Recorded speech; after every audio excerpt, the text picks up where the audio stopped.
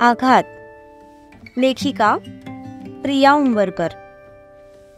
वाचक स्वर सिद्धी गायकर.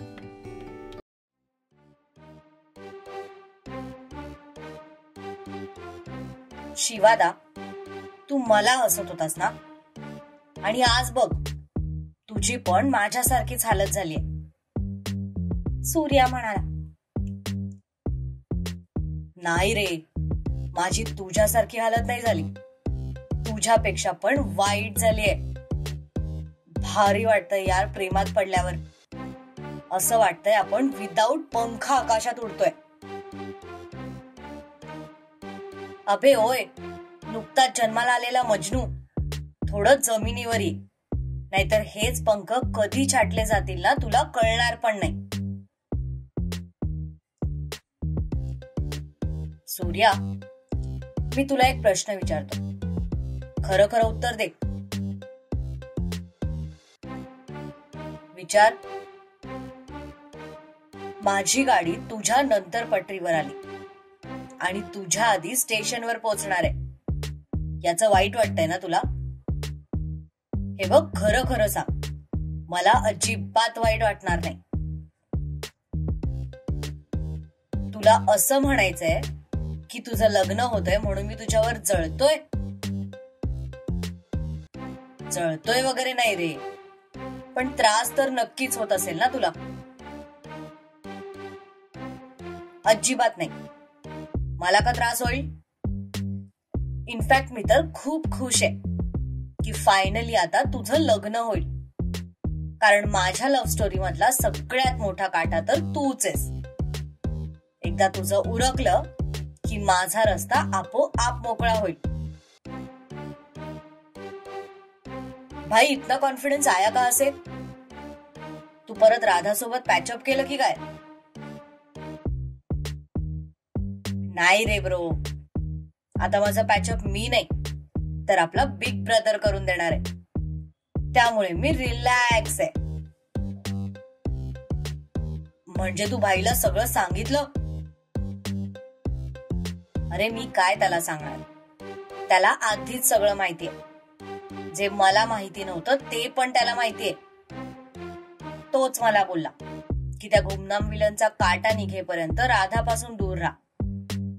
त्यानंतर भाई बरोबर माझी सेटिंग लावेल, जशी त्याने तुझी लावली. माझी सेटिंग लावली म्हणजे? अरे म्हणजे तारा वहिनी काय लकीली तुझ्या लाईफ मध्ये आली नाही ना, भाई तिला तुझ्या लाईफ मध्ये घेऊन आला. आणि आज बघ तुमच्यात सगळं ठीक झालंय. आणि तसं बघायला गेलं तर तारा वहिनीच आपल्या घरासाठी बेस्ट आहे. घरासाठी म्हणण्यापेक्षा तुझ्यासाठी बेस्ट आहे, कारण तुझ्यासारख्या वेड्याला फक्त तीच सरळ करू शकते. साध्या सोजवळ मुलीचं कामच नाही तुला सांभाळणं. 8 दिवसात वेडी होऊन पळून जाईल ती. पण आता तारा वहिनी तुला बरोबर सरळ करेल बघ. मला सरळ करेल म्हणजे? इतके दिवस मी काय तुला आडवा दिसत होतो का? तसं नाही रे, पण तुला तर आपल्या घरची परिस्थिती चांगलीच माहितीये, त्यामुळे या घरातल्या सुना पण थोड्या खमक्याच पाहिजेत. मग याचा विचार राधाच्या प्रेमात पडायच्या आधी नाही आला का तुझ्या मनात? एवढी गरीब काय शोधून प्रेमात पडलायस ते? भावा, ती फक्त दिसायला गरीब गाय आहे, पण कधी शिंग उगारेल ना सांगता येत नाही. मला चांगलाच अनुभव आहे तिचा. पण काही बोल्या, दिवाकर मामासारखा सासरा होणे नाही. तुला माहितीये माझा होणारा सासरा किती गरीब आहे? अरे तो थोडा सुद्धा खुन्नस देत नाही. किती बोरिंग वाटतं यार. उलट भाईचा सासरा बघ, किती प्रामाणिकपणे टशन देतो. आय जस्ट लव्ह मामाश्री. आता मध्यरात्र झालीये म्हणून, नाहीतर खरंच फोन करून लव्ह यू बोललो असतो मी त्यांना. हे बाबा, ज्याचं जळतं ना त्यालाच कळतं. नशीब समज तुझा सासरा गरीब आहे.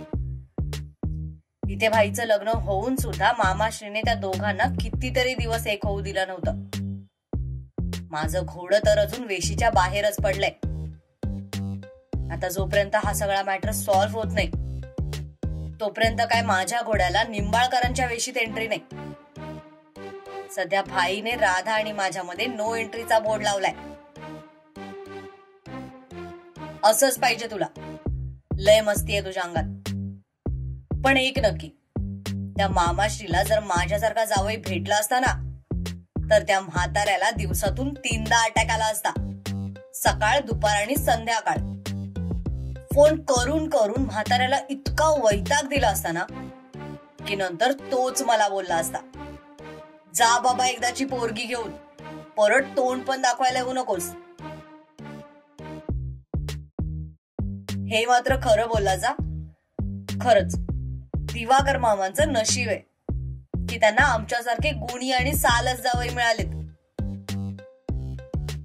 माझं सोड रे, पण भाई सारखा जावई मिळणं म्हणजे खरंच खूप नशिबाची गोष्ट आहे. पण त्या मामाला कदरच नाहीये त्याची. कधी कधी मला भाईचं खूप वाईट वाटतं. आमचं सोड, आमचा मॅटर तर अजून मामाला माहिती पण नाहीये. पण ते दोघं नवरा बायको असून सुद्धा मामा त्याला थोडं सुद्धा बरं बघत नाही. मला तर ना कधी कधी भीती वाटते की जोपर्यंत भाईमध्ये पेशन्स आहे तोपर्यंत तो सहन करेल. पण एकदा जर पाणी डोक्यावरून जायला लागलं ना तर मात्र तो असा उखडेल ना की मामाश्री डायरेक्ट कोमातच जातील. तुला काय वाटतं रे, भाई कुणामुळे मामाचं नाटक सहन करतोय? अर्थातच वहिनीमुळे. कारण त्याला वहिनीला दुखवायचं नाहीये. चल जाऊ दे, कधीतरी मामाला पण त्याची चूक कळेल. आणि जेव्हा कळेल ना तेव्हा ते गळ्यात बोर्ड लावून फिरतील, माझा जावई एकच नंबर म्हणून. हो ना, आणि मी असेन त्यांचा जावई नंबर 2. सूर्या म्हणाला. माझ्यापेक्षा जास्त घाई तर तुलाच लागली लग्नाची. शिवा म्हणाला. कितीही घाई झाली असली तरी त्याचा काही उपयोग नाही, ते माहितीये मला. सो सध्या तरी मी काहीही होप्स ठेवलेल्या नाहीयेत. चल, खूप उशीर झालाय, ठेवतो मी आता फोन. हो, बाय, गुड नाईट. असं म्हणत सूर्याने पण फोन ठेवून दिला.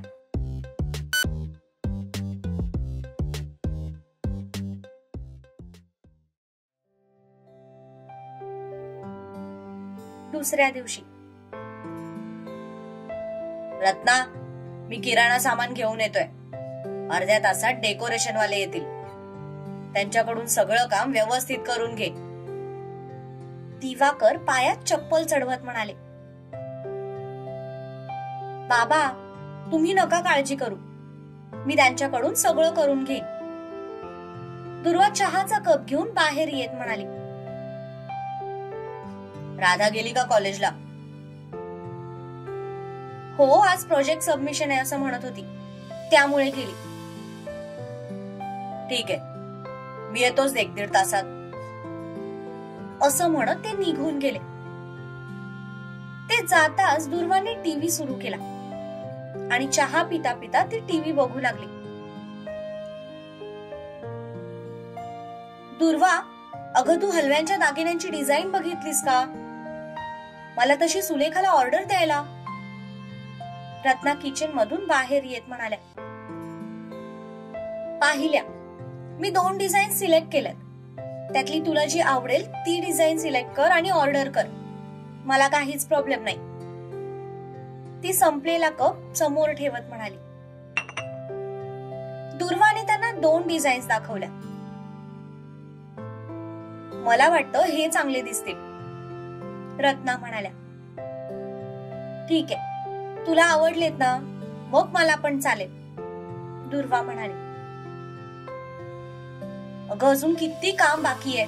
मला हळदी कुंकवाची वाणं आणायला जायचंय, बायकांना पण आमंत्रण द्यायचंय आणि मेन म्हणजे अक्का साहेबांना फोन करायचंय. घाई गडबडीत त्यांना फोन करून सांगायचं विसरून जाईन मी. तू मला संध्याकाळी आठवण देशील? रत्ना म्हणाल्या. हो ग आई, किती टेन्शन घेतेस? अजून अख्खा आजचा दिवस बाकी आहे. होईल सगळं. हवं तर तू जाऊन आता वाण घेऊन ये. तोपर्यंत मी डेकोरेशन वाल्यांकडून सगळं डेकोरेशन करून घेते, ती म्हणाली. असं म्हणतेस? मग ठीक आहे, मी लगेच आवरते आणि जाऊन पटकन वाण घेऊन येते, असं म्हणत त्या आवरायला निघून गेल्या. त्या आत जाताच दुर्वाने तिचा मोबाईल हातात घेतला आणि सत्यजितचा फोटो काढला. आय हेट यू जित, खूप दुष्ट आहात तुम्ही. किती मिस करते मी तुम्हाला, पण तुम्हाला त्याची काही कदरच नाही. कालपासून साधा एक मेसेज सुद्धा करावासा वाटला नाही का तुम्हाला?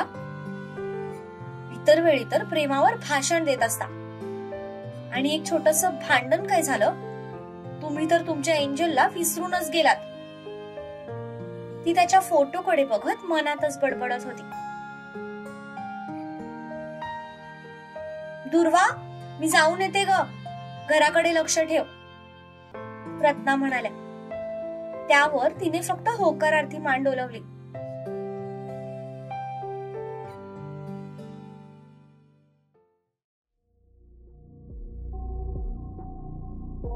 हे पैसे, आज जे काही होणार आहे त्याबद्दल कोणाला काही कळालं तर तुझी मात्र काही खैर नाही.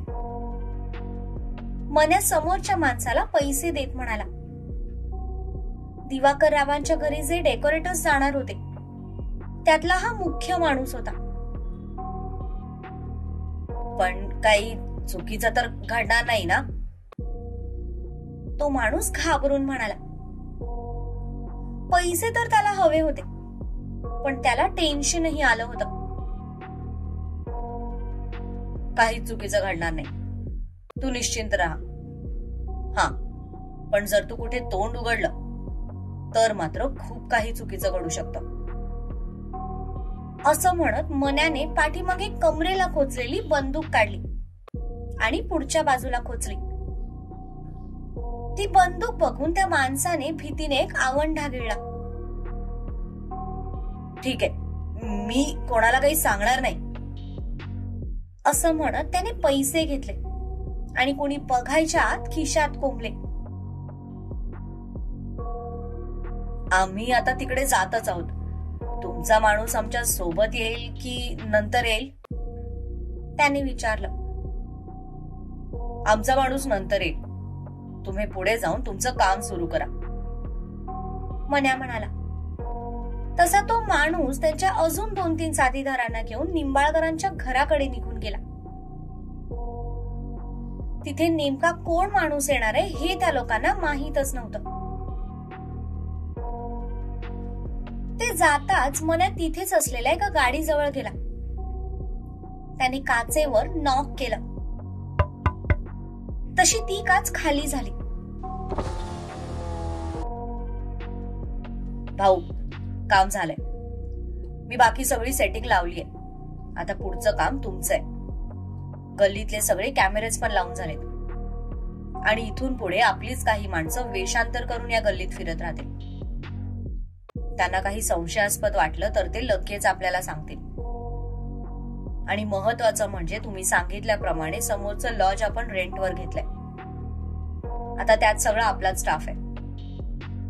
तिथे कोणी संशयास्पद वाटलं तर तुम्ही सांगायच्या आधीच ती माणसं त्याला पकडतील. गुड. सगळीकडे डोळ्यात तेल घालून लक्ष ठेवा. एकही माणूस आपल्या नजरेतून सुटता कामा नये, सत्यजित म्हणाला. हो भाऊ, असं म्हणत मन्या बाजूला झाला आणि तिथून निघून गेला. तो जाताच सत्यजितने काच वर ओढून घेतली, कारण त्याला पुढचं प्रिपरेशन करायचं होतं. ड्रेस तर त्याने नॉर्मलच घातलेला होता. मीन्स एक साधासा फॉर्मल शर्ट आणि त्यावर एक ढगाळ पॅन्ट. पण साहेबांच्या भारदस्त पर्सनॅलिटीला ते पण शोभूनच दिसत होतं. काचा काळ्या असल्यामुळे बाहेरच्या व्यक्तीला आत काय चालू आहे ते दिसणार नव्हतं. सत्यजितने स्वतःच्या चेहऱ्यावरून हात फिरवला. तिने ओळखू नये म्हणून त्याने थोडा लुक चेंज केला होता.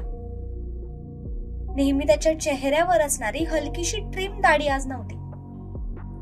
आज त्याने क्लीन शेव केली होती. ती आपल्याला 2 गोष्टींमुळे ओळखू शकते. ते म्हणजे आपले डोळे आणि दुसरा आपल्या हातावर असलेला टॅटू. त्यामुळे सगळ्यात आधी त्या 2 गोष्टी लपवणं गरजेचं होतं. त्याने डोळ्यात लेन्स घातल्या. आता त्याचे निळे डोळे ब्राऊन दिसत होते. त्याने हातामध्ये ग्लोव्स पण घातले. तरीही ती आपल्याला ओळखेल अशी शंका त्याच्या मनात होतीच. त्यामुळेच त्याने तोंडाला मास्क लावला आणि डोक्यावर कॅप चढवली. सगळं झालं तसं त्याने पुन्हा एकदा स्वतःला आरशात पाहिलं. कितीही गबाळ्यासारखं राहा, मी चांगलाच का दिसतो, तो स्वतःला समोरच्या आरशात बघून म्हणाला. त्याला वाटलं होतं की असा लुक चेंज केल्यावर तो थोडा गरीब दिसेल, पण तो अजूनच हँडसम दिसत होता आणि यापेक्षा जास्त वेषांतर तर तो करू शकत नव्हता. आता फक्त तिच्यापासून जपून राहायचं आणि मग आपलं काम झालं की तिथून निघून जायचं असं त्याने ठरवलं. पण तिला एक नजर बघण्याची आस तर त्याला लागलीच होती. कालपासून कितीतरी वेळा त्याने तिची आठवण काढली असेल. ती नसल्यामुळे काल रात्री तर त्याला झोप पण आली नव्हती. पूर्ण रात्र त्याने तिच्या आठवणी जागून काढली होती. त्यामुळे त्याचे डोळे पण लाल दिसत होते. माझं काम झालं की मी कॉल करेन, तोपर्यंत गाडी इकडे आणायची नाही, तो ड्रायव्हरला म्हणाला आणि दरवाजा उघडून खाली उतरला.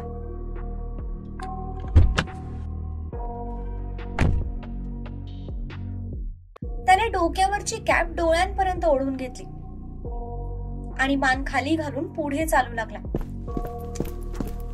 त्याच्या हातामध्ये स्किन कलरचे ग्लोव्स होते, त्यामुळे इतकं काही वेगळं वाटत नव्हतं. तो निंबाळकरांच्या घरासमोर येऊन उभा राहिला. दरवाजा तसा उघडाच होता, कारण थोड्या वेळाच पूर्वी बाकीची माणसं तिथे पोहोचली होती आणि त्यांनी डेकोरेशनला सुरुवात पण केली होती. त्या माणसांची पूर्ण कुंडली सत्यजितने आधीच काढायला सांगितली होती. त्यामुळे त्या माणसांपासून तरी तिला काही धोका नाही हे त्याला माहित होतं. शिवाय ते लोक जाऊपर्यंत तो इथेच थांबणार होता. त्यामुळे सध्या तरी ती सेफ होती.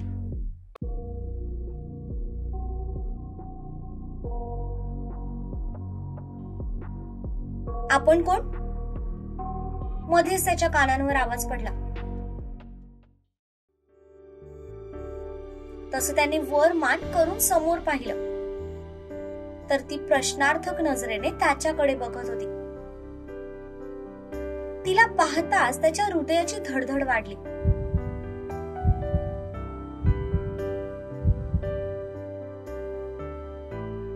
आत्ताच पुढे होऊन तिला छातीशी घट्ट आवळून घ्यावं असं त्याला वाटलं. पण लगेच त्याच्या लक्षात आलं की आपलं तर भांडण झालंय आणि आपणच तिला चॅलेंज केलंय की ती स्वतःहून घरी येईल. तो तिला घ्यायला जाणार नाही. त्यामुळे सध्या तरी तिला दुरून बघण्याव्यतिरिक्त तो काहीही करू शकत नव्हता. आज पुन्हा एकदा त्याला जुने दिवस आठवले, जेव्हा ती त्याचा तिरस्कार करायची. तिचं ते रागीट रूप आठवून आता सुद्धा त्याचे ओठ किंचित रुंदावले. कारण ती राग राग करत असताना सुद्धा तिच्यासोबत फ्लर्ट करायला त्याला वेगळीच मजा यायची. तिचा तो वैतागलेला चेहरा त्याला खूप क्यूट वाटायचा. मी इलेक्ट्रिशियन आहे, डेकोरेटर सोबत आलोय. सॉरी, मला यायला थोडा उशीर झाला. तो किंचित आवाज बदलत म्हणाला. पण तरीही ती मात्र अजूनही त्याच्याकडे एकटक बघत होती. डोक्यावर कॅप होती, डोळ्यात लेन्स होत्या, तोंडावर मास्क होता. पण तरीही तिने आपल्याला ओळखले असे हावभाव सध्या तिच्या चेहऱ्यावर त्याला दिसले. पण तो याबद्दल खात्रीने काही बोलूच शकत नव्हता. आत या, ती त्याच्यावर नजर रोखत म्हणाली. तसा तो कॅपला हात लावत घरात शिरला. पण ती एकटक आपल्या हाताकडे बघते असं त्याला जाणवलं. तसा तो लगेच तिथल्या माणसाजवळ घाईघाईने निघून गेला. अरे आलास तू? हे घे, या लाईटीच्या माळ तिथे लाव. काही गच्चीवर पण लावायचे. इथलं काम झालं की मग तिकडे लाव. तो माणूस त्याला सांगितल्याप्रमाणे ऍक्टिंग करू लागला. तसं सत्यजितने काहीही न बोलता लाइटिंगच्या माळा हातात घेतल्या. आता तर त्याला पण तिच्याकडे बघायची भीती वाटत होती. उगीच आपण एवढी मोठी रिस्क घेतली असं त्याला वाटून गेलं. पण तिला भेटायची ओढच त्याला इथपर्यंत घेऊन आली होती. खर तर हे काम तो दुसऱ्या कोणालाही सांगू शकत होता. पण आपण रागाच्या भरात तिच्यावर हात उगारला. या गोष्टीने त्याचं मन त्याला खात होतं. कारण स्त्रियांवर हात उचलण्याचे त्यांचे संस्कार नव्हते. आणि त्याच गोष्टीचा आता त्याला सगळ्यात जास्त वाईट वाटत होतं. म्हणून त्याला तिला एकदा डोळे भरून बघायचं होतं. पण आता तिचं असं आपल्याकडे एकटक रोखून बघणं त्याच्या छातीची धडधड वाढवत होतं. तिने एकदा त्याच्यावर नजर टाकली आणि मग आत निघून गेली. ती जाताच त्याने सुटकेचा निश्वास सोडला. कारण लवकरात लवकर त्यांचं काम त्याला पूर्ण करायचं होतं. तसं तर कॅमेराज लावायची काही गरज नव्हती. कारण प्रश्न काही दिवसांचाच होता. पण ज्या पद्धतीने त्या दोघांचं भांडण झालं होतं त्यामुळे आता कोण आधी माघार घेतं यावर पुढचं सगळं डिपेंड असणार होतं. पण काहीही झालं तरी यावेळी आपण माघार घ्यायची नाही असं त्याने ठरवलं होतं. कारण तिचा हाच हट्टीपणा नंतर तिला महागात पडेल हे सुद्धा त्याला माहित होतं. त्यामुळे तिला जाणीव करून देण्यासाठी तरी यावेळी तो माघार घेणार नव्हता. पण तिच्या बाबतीत तो कुठली रिस्कही घेऊ शकत नव्हता. म्हणूनच आज फक्त तिच्यासाठी तो असा वेषांतर करून तिच्या घरात शिरला होता.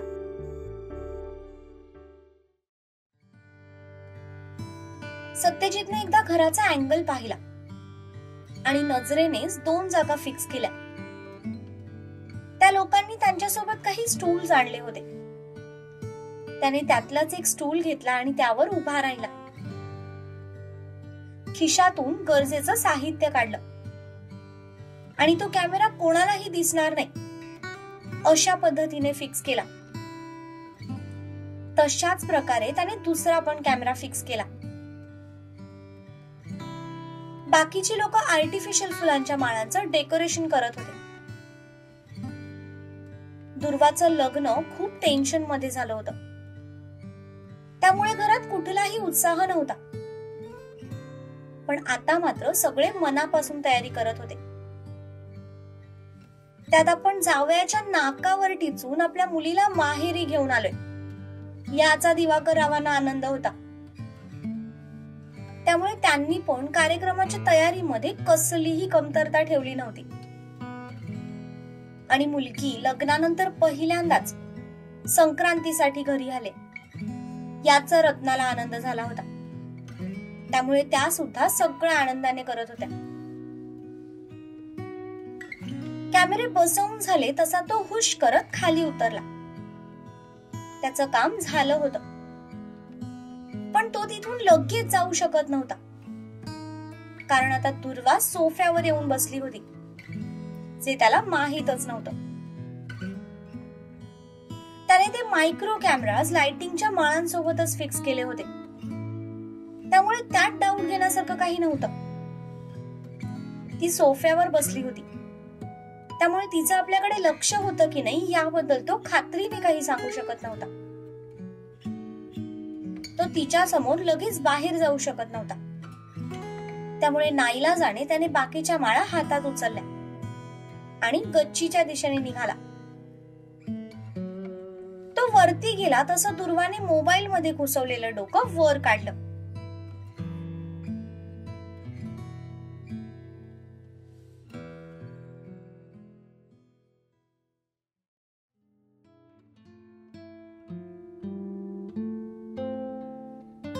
तारा, आज तुला माझ्यासोबत पोलीस स्टेशनला यावं लागेल. त्या लोकांविरुद्ध रीतसर कंप्लेंट फाईल करायची. अजय म्हणाला. ओके, पण मला आता ऑफिसला जायचंय. एक काम करते, दुपारी लंच ब्रेक मध्ये येते, तिथून मला जवळ पडेल. चालेल? Okay, no problem. तारा, अगं आज ऑफिसला जाणं गरजेचं आहे का? कालच्या प्रकाराने अजूनही भीती वाटते ग. त्यांची इतर काही माणसं असतीलच की, त्यांनी काही परत केलं म्हणजे? साधना काळजीने म्हणाल्या. आई, तू नको काळजी करूस. मी आता तिच्या प्रोटेक्शन साठी माणसं ठेवली, तिच्यावर लक्ष ठेवते. जोपर्यंत आता या केसचा निकाल लागत नाही तोपर्यंत तरी तारा माझ्या निगराणीमध्ये राहील. अजय म्हणाला. तशी तारा कपाळावर आठ्या पाडत त्याच्याकडे बघू लागली, कारण याबद्दल तिला काहीही माहित नव्हतं. जर त्याने आपल्या पाळतीवर माणसं ठेवली तर आपण शिवला कसं भेटणार, हा प्रश्न तिच्या मनात घोंगावत होता. दादू, अरे याची खरंच काही गरज नाही.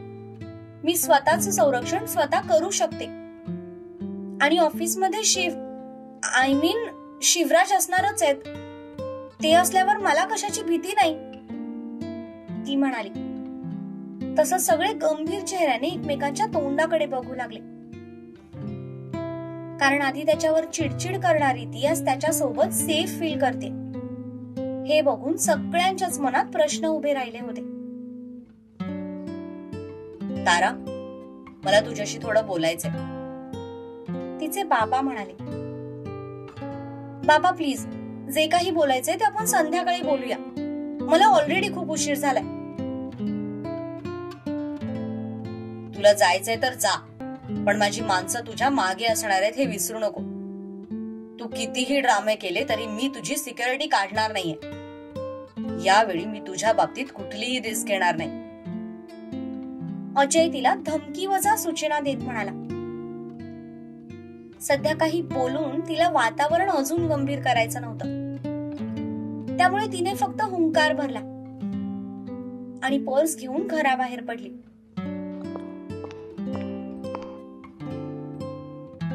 अजय, तू पण तेच बघतोयस का रे, जे कालपासून आम्ही बघतोय? आजी अजयकडे बघून म्हणाल्या. तू नेमकं कशाबद्दल बोलतेस? आम्ही तारा आणि शिवराज बद्दल बोलतोय. कालपासून ती जरा बदलल्यासारखी वाटते. आधी त्याचं नाव घेतलेलं सुद्धा तिला सहन होत नसायचं, पण कालपासून तीच त्याचं कौतुक करत सुटलीये. तिने तिचा विचार बदलला तर नाहीये ना? विचार बदलला तरी काय हरकत आहे?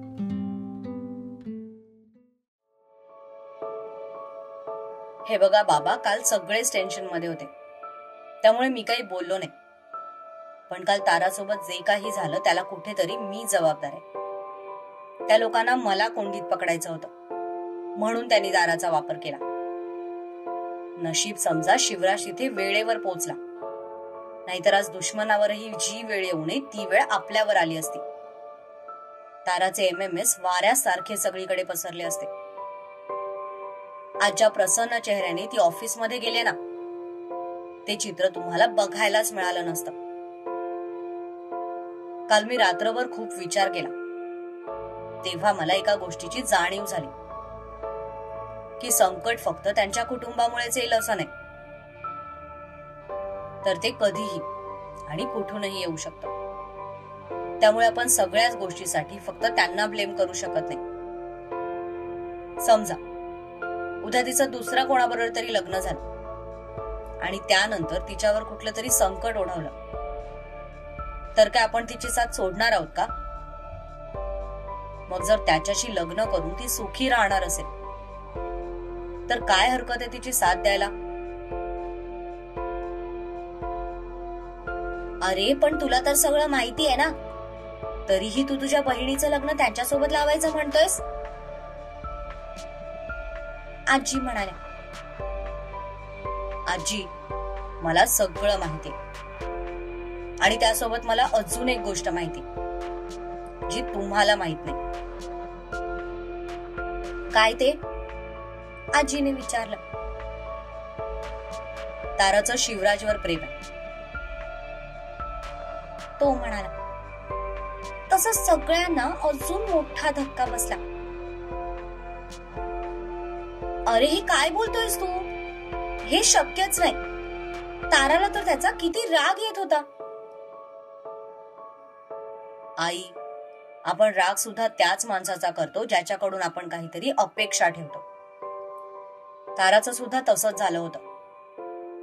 तारा कोल्हापूरमध्ये असतानाच त्याच्या प्रेमात पडली होती, पण तेव्हा सिच्युएशन जरा अवघड होती.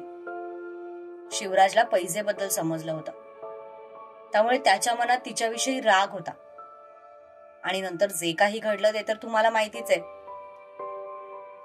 ताराचं असं म्हणणं होतं की त्याने तिच्या घरच्यांसाठी नाही तर तिच्यावर प्रेम आहे म्हणून त्याच्याशी लग्न करावं. आणि काल मी जे काही पाहिलं त्यावरून मी एवढं खात्रीने सांगू शकतो की त्या दोघांमध्ये सगळं ठीक झालंय. विचार करा ना, ती किडनॅप झाल्याचं समजताच त्याने आमच्याही अगोदर तिचा शोध लावला. तिकडे कोल्हापूरमध्ये असून सुद्धा सत्यजितने ताराला शोधण्यासाठी आपली मदत केली. यावरून तुम्ही त्यांच्या ताकदीचा अंदाज लावू शकता. आणि जर ते दोघे एकमेकांसोबत खुश राहणार असतील तर मला वाटतं आपणही त्यांना समजून घेतलं पाहिजे, अजय म्हणाला. तसे सगळेच विचारात पडले.